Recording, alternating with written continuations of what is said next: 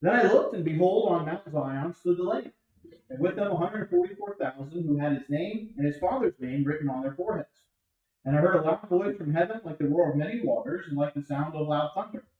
The voice I heard was like the sound of harpists playing on their harps, and they were singing a new song before the throne, and before the four living creatures, and before the elders. No one can learn that song except the 144,000 who have been redeemed from the earth.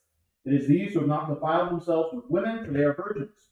It is these who follow the Lamb wherever he goes. These have been redeemed from mankind, as firstfruits were God and the Lamb, and in their mouth no lie was found, for they were blameless. Then I saw another angel flying directly overhead, with an eternal gospel to proclaim to those who dwell on earth, to every nation and tribe and language and people. And he said with a loud voice, Fear God and give him glory, because the hour of his judgment has come, and worship him who made heaven and earth, the sea, and the springs of water. Another angel, a second, followed, saying, Fallen, fallen is Babylon the Great, she who made all nations drink the wine of the passion of her sexual immorality. And another angel, a third, followed them, saying with a loud voice, If anyone worships the beast and its image, and receives a mark on his forehead or on his hand, he also will drink the wine of God's wrath, poured full strength into the cup of his anger, and he will be tormented with fire and sulfur in the presence of the holy angels and in the presence of the Lamb. And the smoke of their torment goes up forever and ever, and they have no rest day or night, these worshippers of the beast and its image, and whoever receives the mark of its name. Here is a call for the endurance of the saints, those who keep the commandments of God and their faith in Jesus. And I heard a voice from heaven saying, Write this, Blessed are the dead who die in the Lord from now on. Blessed indeed, says the Spirit, that they may rest from their labors, for their deeds follow them. And I looked, and behold, a white cloud, and seated on the cloud one like a son of man, with a golden crown on his head, and a sharp sickle in his hand. Another angel came out of the temple, calling with a loud voice to him who sat on the cloud, Put in your sickle and reap, for the hour to reap has come, for the hour of the earth is fully ripe. So he who sat on the cloud swung his sickle across the earth, and the earth was reaped. Then another angel came out of the temple of heaven, and he too had a sharp sickle. And another angel came out from the altar, the angel who had authority over the fire. And he called with a loud voice to the one who had the sharp sickle, Put in your sickle and gather the clusters from the vine of the earth, for its grapes are ripe. So the angel swung his sickle across the earth and gathered the grape harvest of the earth, and threw it into the great winepress of the wrath of God. And the winepress was trodden outside the city, and blood flowed from the winepress as high as a horse's bridle, for 1,600 stadia. So as we turn to chapter 14 of Revelation, chapter 13 has been filled with some very fearsome enemies of the people of God. You had the two beasts, the first one being Rome, and the second one being the apostate leaders of Israel. And so you have this kind of frightening and terrifying scene of these beasts who are allied with Satan and who are seeking to persecute and harm the people of God. Well, as we turn now to chapter 14, we have a little bit of a reprieve, a break from that. And I think actually what's going on here in chapter 14 is this is meant to be an encouragement to the saints as they are given a final glimpse of what the outcome is going to be from all this. You have here warnings regarding judgment upon those who align themselves with the beast, who align themselves with Satan, an encouragement of what the end is going to be, such that the people of God are called for endurance, to persevere and be faithful, and a word of blessing given to them as well, the Lord. And so there's three sections to this chapter. The first is verses 1 through 5. Second is verses 6 through 13. And then the third section is verses 14 through 20. So in verses 1 through 5, we have this image of the Lamb standing on Mount Zion, and with him the 144,000. Now you may remember what was the imagery used to describe the second beast that we looked at in chapter 13. What was the imagery that was used there? No one remember. The priest. I believe it is referring to the priest, but what? Like a lamb? Like a lamb, that's what I was looking for. Oh, okay. So you have in the end of chapter 13, the second beast is described as it had two horns like a lamb and it spoke like a dragon. And that's part of the reason why we understand that that beast as being connected to the religious aspect of Israel.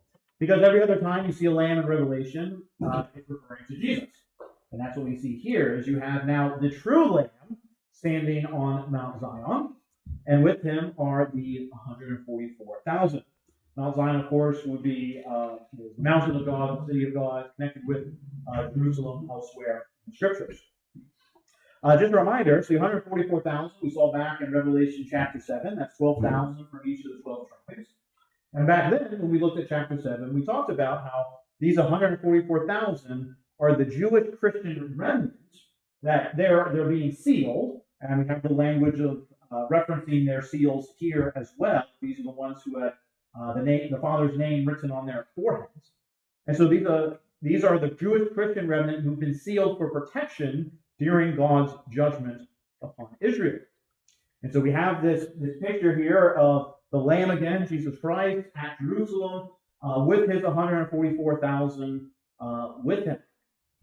And you have this kind of contrast going on of you have the beasts who are aligned with Satan and their followers and their blasphemous worship as they erect an image and everyone's directed to worship the image and to worship the first beast and all those things. And here on the other side, we have the Lamb standing at Jerusalem, the Lamb with his 144,000 following him.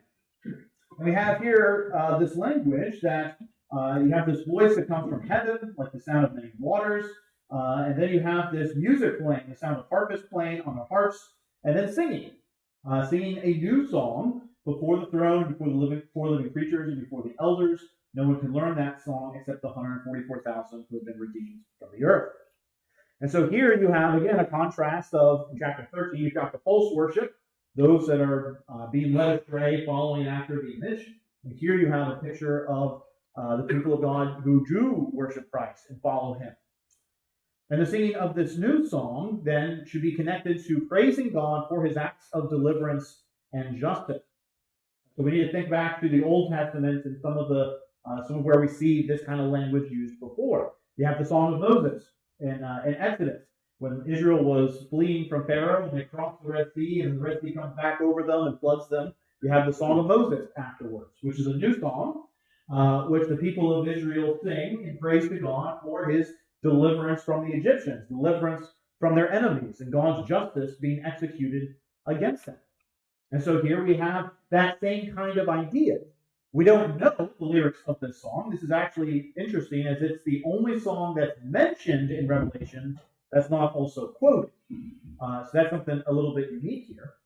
And of course, the reason it's not quoted is because it's only known by the 144,000. And the idea seems to be that this song belongs to them uniquely because of the fact that there is this idea of Christ's special salvation and vindication of the Jewish remnant of the church from the persecution they've been facing from the Jewish leaders. And so that's kind of this imagery that we have at the beginning here.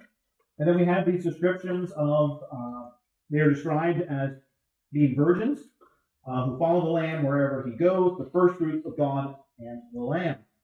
The language of virgins, of course, should not be taken literally. There are some throughout the history of the church in defending monasticism and some of those vows of chastity and things like that appeal to passages such as this to try to defend that practice. But the reality is that often in the scriptures, the language of virginity is used to describe spiritual purity. The idea is these are those who have not committed spiritual adultery or unfaithfulness with the false worship that's described in chapter 13. And so, as opposed to all those who are being led astray, who are following after the beast, following after the idol, following after all of that blasphemy, the people of God are those who have not pursued after spiritual adultery, but have remained faithful to Christ.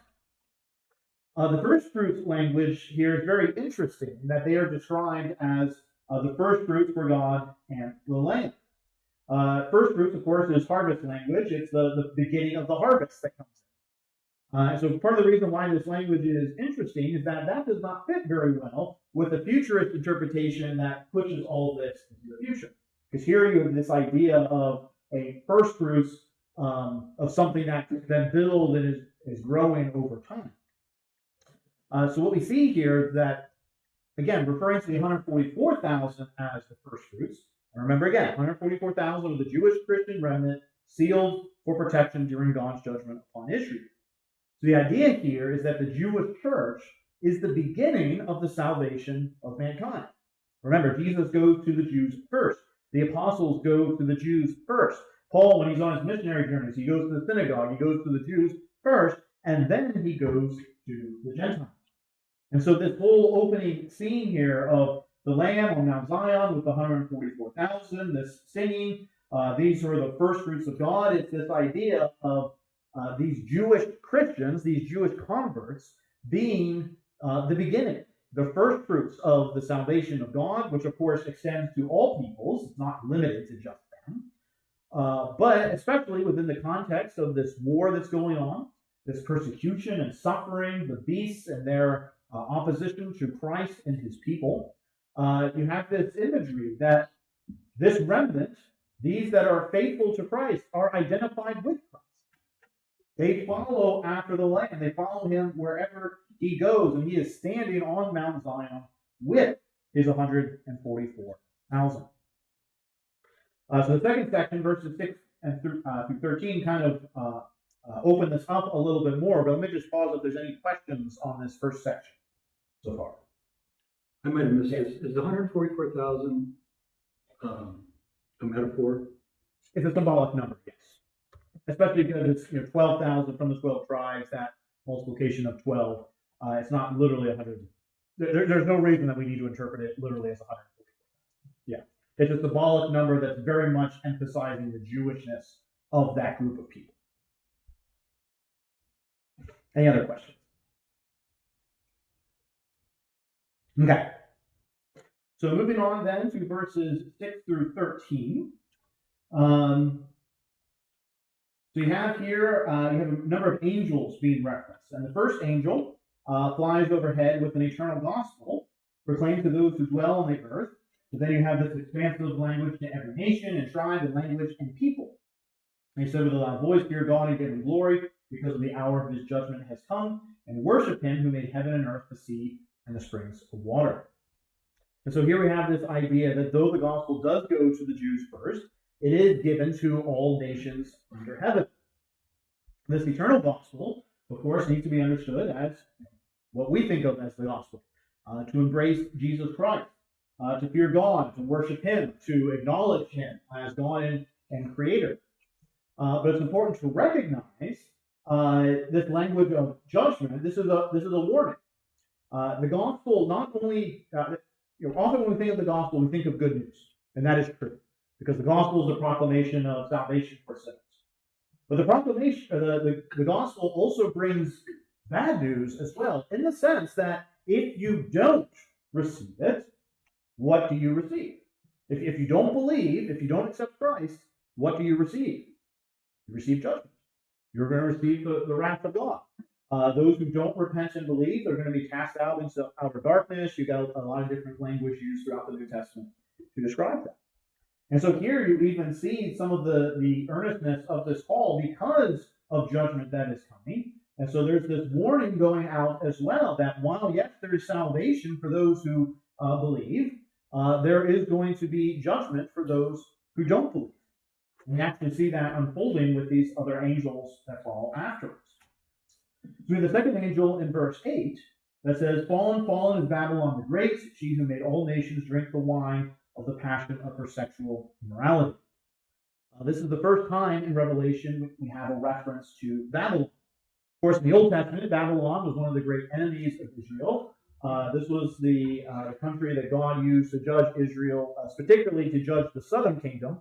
Northern kingdom has fallen in the 700s. Assyria came in and took them away. Babylon is the one that comes the second time, takes away the southern kingdom in the 500s, and that's the one that actually destroys Jerusalem, destroys the temple, and takes them into exile. And so Babylon is kind of like a big enemy for Israel. And so for Babylon to show up here in Revelation shouldn't be a surprise with the idea that you're dealing with all kinds of judgment and things like that. But what's interesting, or actually one of the interpretive difficulties, is who or what is Babylon in reference to in Revelation? Some believe that Babylon is in reference to Rome. But Ken Gentry and others, and I agree with this as well, believe that the use of Babylon is actually referencing Jerusalem. So think back to chapter 11. You have Jerusalem is described as Sodom. where it's using that Old Testament language of kind of one of the worst cities, wicked cities, and it's used to describe the city of the people of God, Jerusalem, because of the spiritual wickedness and adultery that they have fallen into because they've rejected God. And so I think that's kind of what you have going on later on in Revelation, where Babylon starts to be used, starts to be talked about, especially the harlot, the woman later on in Revelation, and she's identified as Babylon, and she rides the beast as well. And so I believe that this is a reference to Jerusalem, again describing this is the spiritual condition of Israel that normally you would think Babylon's the enemy. Well, they have become Babylon because of their rejection of the Lord. Now, Babylon is going to be a bigger theme in chapters 16 through 18, so that's still a couple weeks away. We'll get into more detail then and explain why we should interpret that as Jerusalem and things like that when we get to that section. David, can I just interject something? Yeah, of course. I can agree with that Babylon could be interpreted as Jerusalem, but it seems like she made all the nations drink the wine of passion for sexual immorality. Mm-hmm. That doesn't sound like Jerusalem. It sounds like other pagan countries. So we need to think about it in this sense. So this goes back to when we talked about kind of that relationship between Israel and Rome and the persecution of Christ. Who are the ones, like when Paul goes and is on his missionary journeys, who are the ones who are constantly instigating against Paul and the Christians and the spreading of the gospel? The Jews. It's the Jews. And so you have the Jews instigating the Romans and every other authority to fight against the Christians and against Christ. And I think that's what's being described with that language there. So you have the Jews using their influence. I mean, there's still a lot of dispersion at this point because Paul's traveling all over Rome, Roman country, or the Empire of Rome, and he's still finding synagogues everywhere he goes. Synagogues in Rome, synagogues all over Asia Minor, synagogues all over Greece. And so you have this fact that when I talk about Jerusalem, I don't mean just the city per se, but representative as the people, the apostate Israel, their leaders, all that. And what you have them doing is there's this coordinated effort where they are committed, not just themselves to fighting the Christians, but using every other power, nation, bringing them involved in that work as well.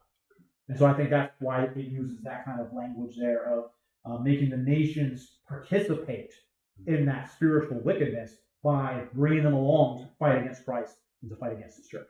Does that make sense? Can I ask a question? Yeah. So is eternal punishment going to be harsher for the Jews since they had the truth and rejected it, whereas others, were a little less fortunate that way? So Jesus does talk about it'll be worse for this generation than it will be for like Sodom and Gomorrah and those places in the Old Testament that we think of being very wicked, because of the fact that Jesus said, if what has been done before you had been done before them, they would have repented, but you haven't. So I don't want to say like not just Jews based off ethnicity or anything like that, but in the sense that especially those that Christ came to, it's definitely going to be worse for that generation. For those that have greater access and knowledge to God, and knowledge of the scriptures and the things of the gospel, and then reject it, it's going to be worse for them than others. So someone who like grows up in the church and walks away, it's going to be a worse judgment for them than the person who is in the middle of nowhere and never heard the name of Jesus. For many of those who are Jews who do know certain things about the gospel, it's going to be bad for them. That applies to a lot of different people, not just to them. So not ethnicity per se, but those that were situationally involved in, made certain decisions against Christ. So those two categories. I mean, that generation, particularly when Christ came, that's probably going to receive the worst for their rejection and why so many symbolisms with wine fornication, there's Christ's blood, wine of wrath, etc. it mystifies me a little bit, when you're talking about blood, satiating our sins and all of that, and then also using it as same thing as winepress of his wrath, Right. Well, there's an aspect there. So just as the gospel is a word of good news, but also a word of judgment, so also the sacraments picture that as well. So baptism pictures the idea not just of cleansing, but the flood was a baptism as well. The Red Sea was a baptism. Some people were saved through the water, but the enemies of God were destroyed by the water. And so even circumcision had that. It's the cutting away of sin. But if you reject Christ, then you will be cut away from the people of God. The Lord's Supper has a similar idea as well. Even Paul warns, God will judge those who take unworthily. But just as it pictures the gospel of the broken body and blood of Christ shed for us, it also pictures the penalty of sin, such that if we reject Christ as our Savior, we will have to pay that penalty ourselves. And so there's many of those things in the scriptures that kind of have a double-edged sword aspect to them, where for those that believe and have faith, it's salvation. But for those that reject, it testifies against them. It just seems like such a tainted, word and description to be bandied about in the same manner as, other symbolism. Of wine and judgment, or? Right. The wine of, God's blood, Right. And then making symbolic, comparisons with that. I can understand the other ones, but that is a little harder for me to understand. Well, also in the Old Testament, wine is very commonly used, even wine presses. It's the idea of the crushing of the grapes has a very strong symbolism of wrath being poured out and the consequence of that of judgment. Because you crush grapes and you have the red juice come out. It's similar to flowing of blood, which we actually have at the end of this chapter here. The wine press was trodden outside the city, and blood flowed from the wine press as high as a horse's bridle for 1,600 stadia. But that's drawing from Old Testament imagery, from Joel, from actually I have it written down here. Joel, Isaiah 63, Lamentations 1 as well. So you have Old Testament judgment imagery that uses that to communicate some of the forcefulness of it. Of course, connecting wine with the blood of Christ doesn't come till the New Testament, but that's a very prevalent Old Testament imagery that John's using now here in Revelation. Does that make sense?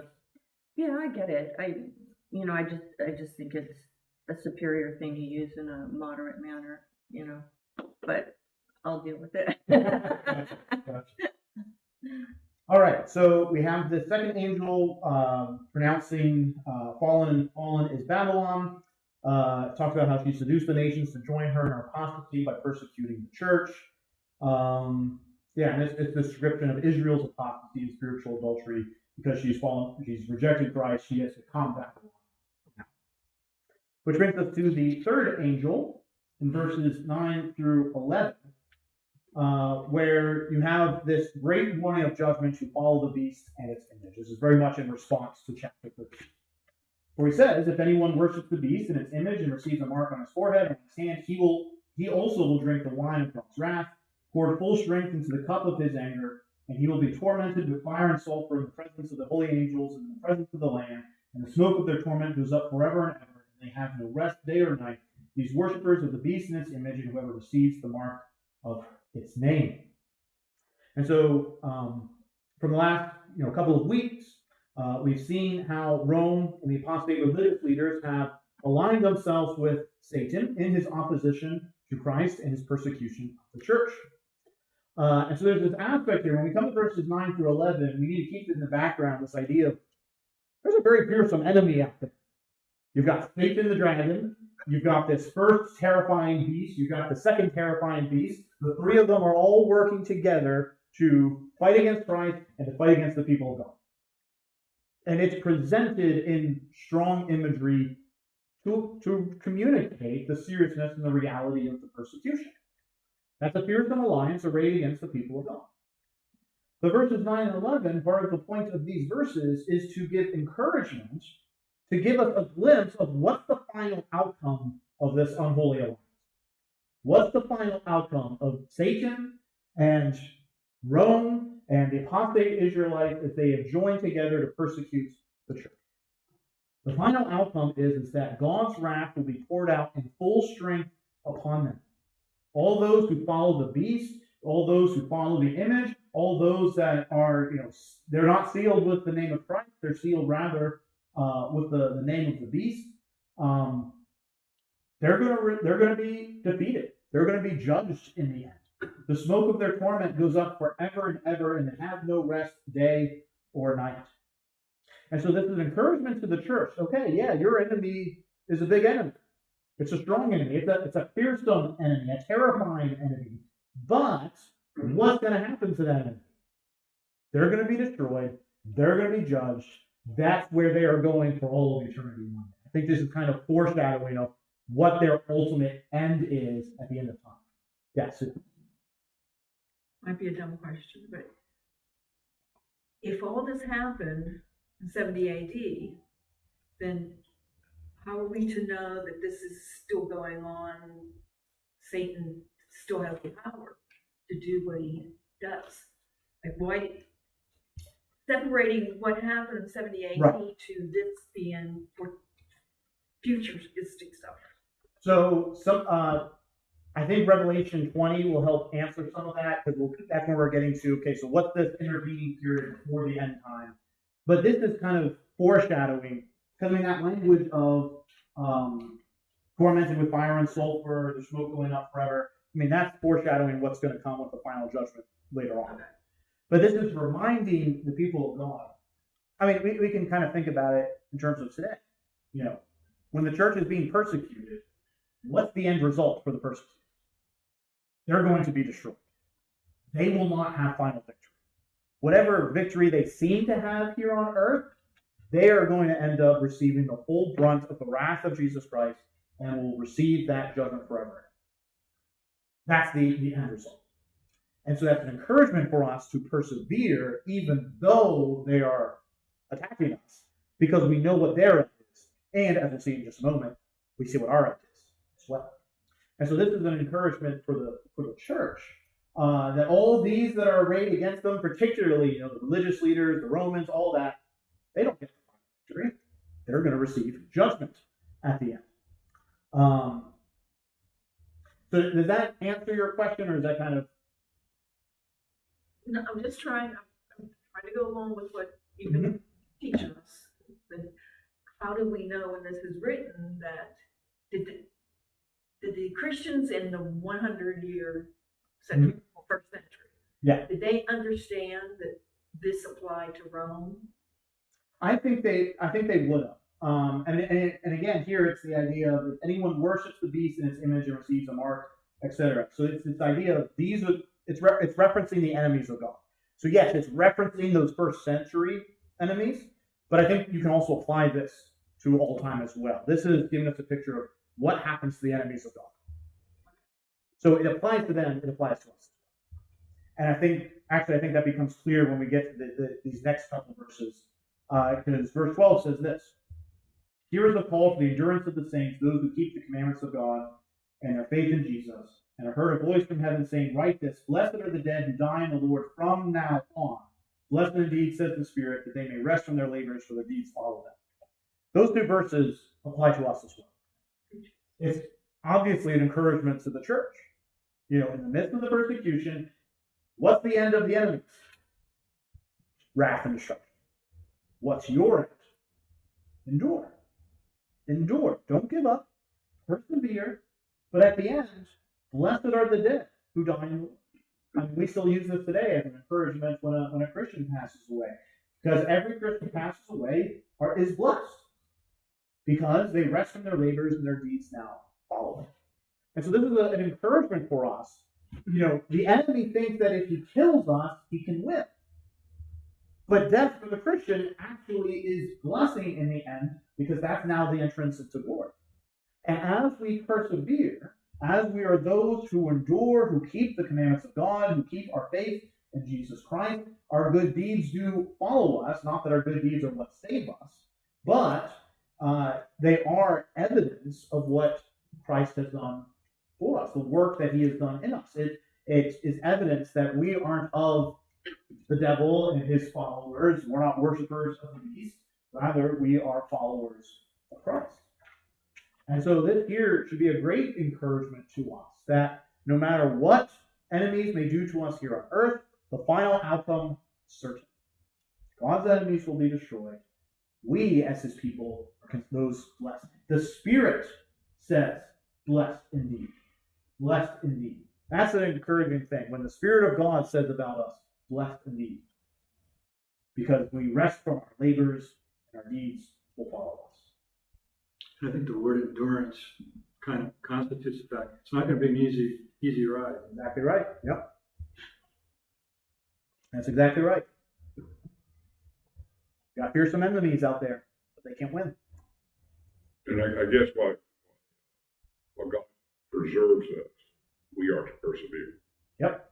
Yeah, it's not that we do it on our own, but we are called to that act of endurance and perseverance, where we have a responsibility. As I said before, sanctification is not just sitting back on the couch. Persevering in the faith is not just sitting back in your lazy boy, being like, oh yes, I'm gonna make it. Like, no, we're called to strive. Paul says, I run the race. We are called to work out our salvation with fear and trembling. We don't do it on our own. It's not in our own strength. As Philippians says, God is the one who enables us both to will and to work for his good pleasure. So we can't do it on our own. It's through the strength that Christ gives us. But we can do all things through Christ who strengthens us as well. That makes sense? Okay. Another question before Yeah. we leave this section. Absolutely. Is this a good time to talk about the composition of hell? Because All right, go for wait it. till 20, verse 20. I mean, you do have references throughout the scripture of burning and Mhm. flames, from Gehenna to I forget the name of the man who went to hell and wanted just a drop of water. Yeah, the rich man and Lazarus. Yeah, Lazarus. Yeah, and right, the rich man. And here, and then the pit of fire, and Mhm. it's so. Is this still all symbolic language when it's referred to hell? Is it? So, that's a good question. The Puritans, many of the Puritans didn't think. They thought Well- love was very. What's his first name? Christopher. Christopher. He was very, very happy. This is what you read. This is what you get. Yeah. So I think there's two distinctions we need to make. First, we need to make the distinction between hell and the intermediate state and then the final judgment. Because just as heaven's not the end for us, hell is technically not the end for the unbeliever. What I mean by that is we go to heaven when we die, but we're still separated, body and soul. And we look forward to the resurrection when we'll enjoy the new heavens and the new earth, and body and soul are joined together. So also unbelievers, when they die, body and soul are separated. Soul goes to hell. But then we read in the end of chapter 20 about death and Hades were thrown into the lake of fire. And so even then, there's that greater judgment that will happen after the resurrection, where the wicked are also rejoined back, body and soul together. The righteous are resurrected to glory. The wicked are resurrected to judgment and destruction. Now, with that in mind, since hell in that intermediate state is for spirits, there are no bodies there. I think we need to be careful about what there is going to be real conscious torment. But spirits don't have a body, and so it's not going to be flames in the sense of like we could go and light a tree on fire here. But there is a real conscious torment. Now, after resurrection, you're going to have body and soul joined together, and you do have that language of the lake of fire, which of course is like opposites too. You can't have like water doesn't burn, but this is a lake of fire, and so is it going to be actual flames in the sense that we think about here? I'm not sure, but it is going to be a real conscious torment that we will experience. The wicked will experience in their flesh. Their bodies will experience it for all eternity, yet without being consumed. And perhaps that's maybe some of the mystery of the burning bush that's not consumed. or you do have a fire there, a real fire that doesn't consume the bush. And of course, that's a little different because that's the little God there too. So, but there is a real, hell is a real place. The final judgment, the lake of fire, is a real place where there will be eternal conscious torment of all those that are wicked. That will affect body and soul. It won't affect body in the intermediate period because the body has, but their souls will receive torment. And that's why you have the language of the outer darkness, the weak and gnashing of teeth. There's a lot of it. The worm doesn't die. So what exactly it's going to be like, I don't know 100% what to say it's going to be like. It's just a lot worse than we can possibly. Chapter 20 does talk about the second death. Yes. But not for the beast and the. Well, and I think part of that language of second death, because Jesus talks about it in John 11, where he's talking about I'm the resurrection and life. He talks about, he who believes in me, though he die, yet shall he live, and he who believes shall never die. And so, well, how do you reconcile the fact that you die yet you live, yet you also never die at the same time? Well, I think the second death helps explain that, where you have a first death, which is physical. Everyone experiences the first death. The second death then is the spiritual second judgment, which is final and eternal. And so at the resurrection, when God judges, those that are condemned will go to a second death, that spiritual death, where they will be cast into the lake of fire for all eternity. And there's no coming back from that. Which is why we fear the second death and not the first death. First death is nothing for the Christian. Hey, we go to glory. Second death is what everyone. Can I ask a question? Gehenna, that was outside of the city, and it was the constant burning and so forth. So is that synonymous with the lake of fire? Because Hades is the holding place, right? Kind of until the judgment, and then they'll be taken out, judged, and then they go to lake of fire. So you kind of have three different places talked about. You've got, so I'll use these terms. You got the lake of fire, which is the final judgment after the resurrection. You have hell, which is the intermediate place of judgment where the wicked go to, as opposed to heaven where the righteous go to. But then you also have this third category that's used, which isn't actually describing the location, it's describing being in the state of deadness, of separation of body and soul. And Hades is often referred to as death. And so in Revelation 20, where it talks about death and Hades gave up the dead who are in them, that's the idea of the realm of the dead gives up the bodies. And so it's kind of describing that intermediate, or it's describing that period of body and soul being separated and being in that state, not actually speaking about where the soul is while in that state of separation. Does that make sense? Mm-hmm. But sometimes that's a little confusing because you got three different terms, and sometimes some of the terms can be, they can kind of overlap. So I think that's the best way to think about it. Lake of fire, final judgment after the resurrection, hell, judgment location during the intermediate period, Hades being the realm of the dead, separation of body and soul, which of course is during that intermediate period as well. So is Satan, the devil, demons, all of his angels, whatever nomenclature you want to use, in the same soup as the unbelievers in the lake of fire, or is he? He will be, yes. He's not separate. He will be thrown into the lake of fire. Yeah.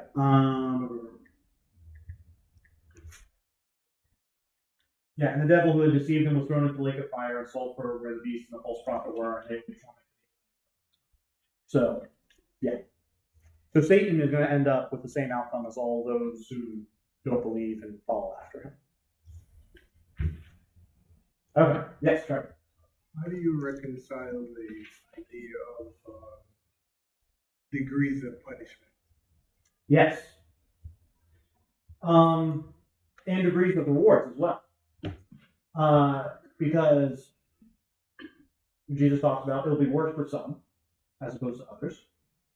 And also talks about how, he's entrusted with 5 will be given 5, he's entrusted with 2 will be given 2.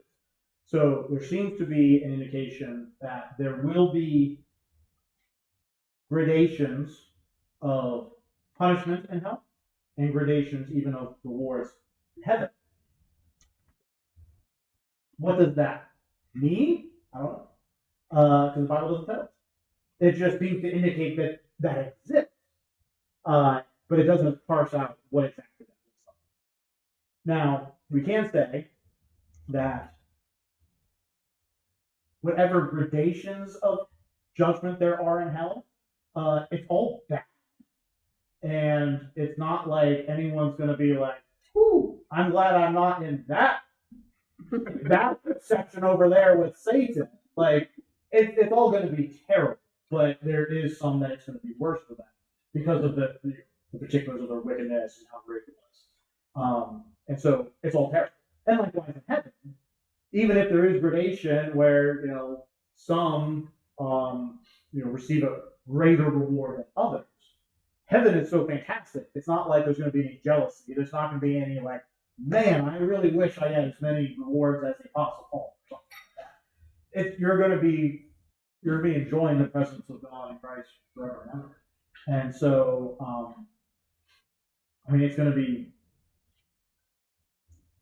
I don't know how else to explain it. Of like, I don't know what that means. I don't know exactly what that looks like, but we are going to be happy and fulfilled in heaven, and those in hell are going to be consciously tormented forever.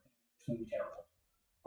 But the scripture seems to use this language of it's going to be worse for some than others, and even of greatness of rewards or even lesser rewards. Like even I think Paul even warns of those that I think it's even ministers or those serving as officers in the church of like he's encouraging them towards faithfulness because you don't want to be one who has a lot of your work burned up because it's not being great and just barely enjoying the reward.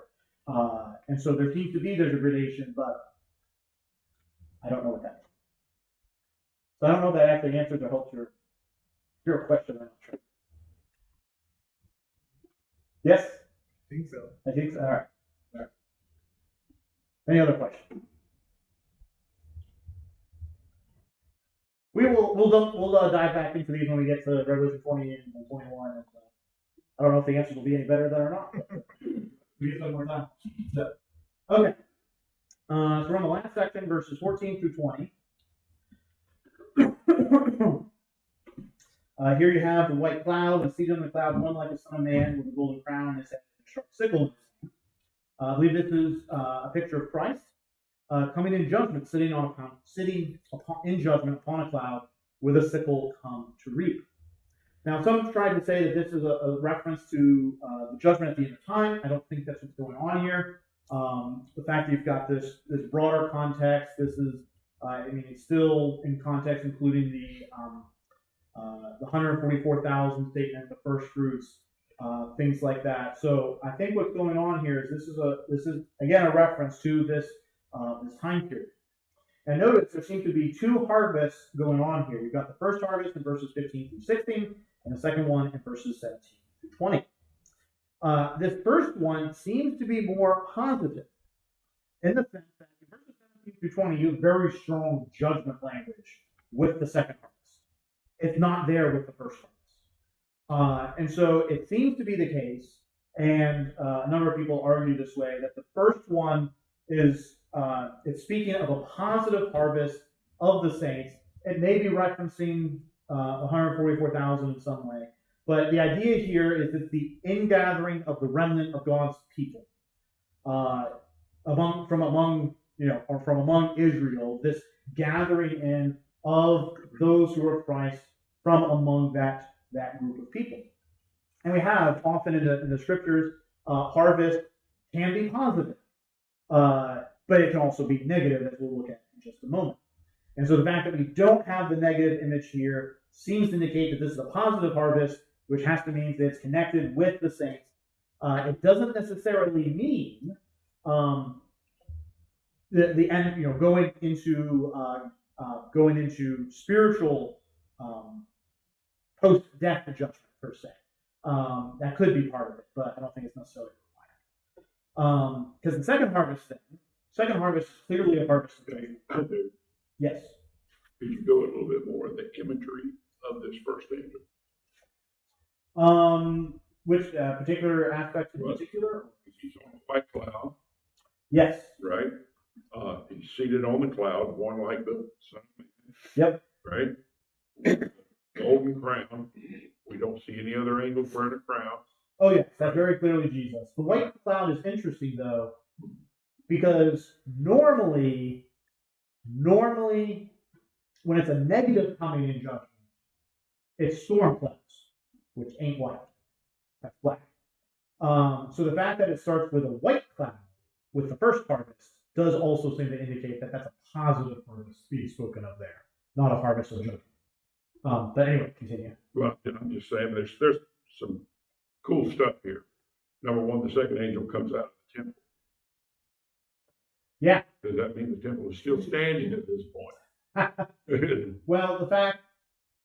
Or the temple of God would be like in. You know, that's actually an interesting question because the second, and so in verse 17, the other angel comes out of the temple of heaven. But that's not what's said here in the first section. And he's calling with a loud voice to him who sat on the clouds. That could fit with. This could fit with the angel on from the temple on earth calling up to Christ. And that could also fit with the gathering of the remnant within Israel at that point. And that's just kind of, and that kind of also does seem to parallel with Matthew 24:30, which again is describing the judgment on Jerusalem. But in that verse in particular, it talks about the angel going through the four winds to collect the debt. And so I don't think that's referring to end times judgment. I think it's that process of the gathering of God's people. This seems to be a more particularized aspect of it happening for the remnant among the Israelites. But I think that becomes clearer when we look at the other one, because the other one is very clearly talking about what's going to happen to Jerusalem. Because the second one is the harvest of judgment. Here's where you have that language of put in your sickle, gather the clusters from the vine of the earth, which grapes are ripe. So the angel swung his sickle across the earth and gathered the great harvest of the earth and threw it into the great winepress of the wrath of God. And the winepress was trodden outside the city, and blood flowed from the winepress as high as horses' bridle for 1,600 stadia. 1,600 stadia is approximately 184 to 200 miles, something like that, which is that's further than here to Orlando.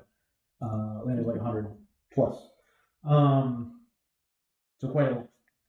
And again, this language of the winepress of God's wrath, this is judgment, wrath coming against God's enemies. And this is language that's drawn from the Old Testament. So Joel 3, verse 13.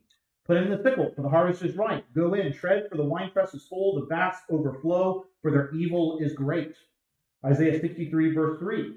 I have trodden the winepress alone, and from the peoples no one was with me. I trod them in my anger and trampled them in my wrath. Their lifeblood spattered on my garments, stained all my apparel. Lamentations 1:15. The Lord has trodden as in a winepress, the virgin daughter of Judah. And so here you have this idea, and I think part of it is, has anyone here trodden in a winepress before? We don't do that very often. But like literally, you roll up your pants, you get in there and you stomp on grapes. And what's the best way to stomp on grapes? Be a little angry about it. And so I think that's part of why this imagery is used so often to describe judgment, because it's taking out discipline and crushing and destroying something. And it's one of the best harvest, agricultural imagery we have for this kind of thing. And then even just the language of the juices flowing from the grapes, here that language is used for the blood that's going to flow, which indicates that this judgment that's being described, this sweeping of the sickle and judgment, is talking about something that's going to happen on the earth. And the fact that it happens outside the city, basically this is describing the great destruction that's going to come from God's judgment against Israel and against Jerusalem. Later on, actually, in Revelation 19, you've got kind of similar language that's used as Christ riding on the white horse, is going out making war, and his robe is dipped in blood. And he will tread the winepress of the fury of the wrath of God the Almighty. On his robe and on his thigh, he has a name written, King of Kings and Lord of Lords. And so, again, similar language and idea. And so this also is a communication to the people of God of the work of Christ as the one seated in the clouds, having all authority in heaven and on earth. He is exercising his harvest positively as in gathering his people, but also negatively in the sense that he is going to exercise great judgments against the people of God. And that theme is going to get picked up again in the next several chapters as we get introduced to the 7 plagues and the 7 bowls in chapters 15 and 16. And again, this chapter is an encouragement to the people. The enemy is not going to win. In fact, their end is destruction. Your end is blessing as you are faithful to the Lord. Christ is out there. He's doing his work. He is gathering in his remnant, and he is judging and treading under his feet the enemies arrayed against him. So, any questions on chapter 14? Yes, Bernard. Is the rapture happening during the angel harvest in Revelation 13 and 15? Wait, say it again? Is the rapture happening during the angel harvest in Revelation 13 and 15? No. So, the rapture in the idea, in the sense of meeting Christ in the air, happens at the very end when Christ returns to judgment. I don't think there's an indication in the scriptures of this idea of a pulling out of the earth the Christians before the final judgment. Most of the language when we see that language of being caught up in the air, that's in reference to the final return of Christ. Now he comes spiritually in judgment before then, but that's not the rapture as many people think of today. Does that make sense? Yeah. Okay. I'm just curious because they're gathering at the same time there. I thought the rapture and harvesting before the 6th bowl comes in. So harvest can be used in different ways. And so many people think that whenever you see harvest, that means, last day, final judgment. But that's not always the case. And I think this is one of the examples where it's not the case, because especially the second harvest, the harvest of judgment, is very clearly referencing something that's happening back then. It's happening at the city. It's directed towards Israel, and it's particularly for judgment. And the fact that you see that same language used for judgments against Israel and judgments against other nations there's Jeremiah uses it for Babylon in terms of, he doesn't use grape harvest, he actually uses a grain harvest, because he uses a threshing. I guess that's the others. If you're not shredding grapes, the other similar agricultural imagery is threshing grain, which is the same thing. You're beating up grain as hard as you can. And so the fact that the Old Testament uses that language to describe judgments that happen in history fits well with that's what's being talked about here in Revelation 14. Why is the pre-trib rapture so prevalent? The reason it's so prevalent, especially in America, is because back when this was becoming back when Scofield wrote his study Bible and things like that, that was around the time when, especially in America, you had a very big liberalism versus fundamentalism, where liberalism is denying the miracles, it's denying the inspiration of the Bible, all those things. And Scofield and the fundamentalists stood very staunchly against that. And so you kind of almost reached this period where you were either a liberal or you were a fundamentalist on those things. And so because of that, the Scofield Reference Bible became very popular and was used in a ton of churches. And it was basically, we trust this because we know it's not liberal. And Dallas Theological Seminary was one of their big institutions. There are other ones as well. Philadelphia College of the Bible, which became Philadelphia Biblical University, which is now Cairn University. That's their roots as well. There are other schools, Moody. Moody really bought into it too. Yeah. So and so even like Louis Perry Schaeffer, who was big with Dallas back in the day, he was a Presbyterian, but he was a dispensationalist because it was just so much of the dispensationalists were the ones fighting against the liberals that that just influenced a lot of people because they didn't like liberals. And so that's how a lot of it became very popular. And then, of course, you had the books Left Behind very much popularized it, and the movies that came along as well. And so that's a lot of the reasons why. And plus, you have a lot of the sensationalism of the state of Israel in 1948. You got Hal Lindsey's and the Great Planet Earth, and the books written about 1988 when everything's going to happen. And of course, we're 38 years removed from that. None of it materialized. Well, that's like with the late Great Planet Earth with Hal Lindsey and all of his predictions that he's made since he wrote that book up until his death. None of it happened. None of it happened, but it was very popular. And yeah. I mean, it influenced a lot of people.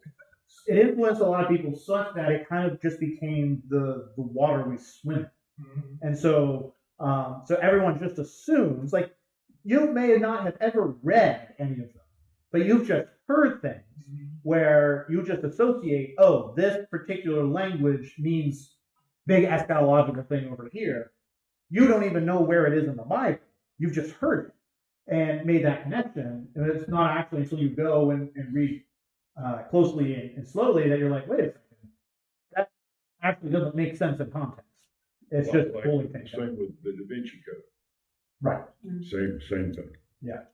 So, but that's part of why it became so popular, is because the dispensationalists were the ones fighting the liberals. And so they had a lot of influence on people because they were the ones that were holding the line, which was a good thing. And we should be very thankful for it. But it also meant that a lot of people, there's a lot of weird eschatological stuff and other stuff that came out of it. So, yes, Pat. Well, it's nothing profound, but it's, escapism. It feels a lot better than having to endure to the very bitter end, just saying. Yeah, I mean, the idea that, we're going to get taken out of here is a nice thing. But that doesn't fit with verse 12. Here's a call for endurance. Nowhere in the New Testament do we get any kind of hint that the church is going to be taken out of persecution, suffering. Rather, we're called to follow after our Lord. And as Paul says, fill up what is lacking in the sufferings of Christ. Not that Christ's sufferings anyway lack for salvation, but in the sense that, as we saw in Revelation 12, the dragon can't get Jesus, so he comes after the children. And so Satan's going to come after us. And that's why we're called to endure and persevere. And that's why we're given the encouragements that he's going to lose. And blessed are those who die in the Lord from now on. So, all right. Anything else?